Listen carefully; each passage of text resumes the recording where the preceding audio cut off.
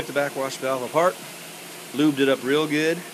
I'd say it's not 100%, but in other words, I'll probably need to replace those O-rings within the next, 2 or 3 months, but no more noise.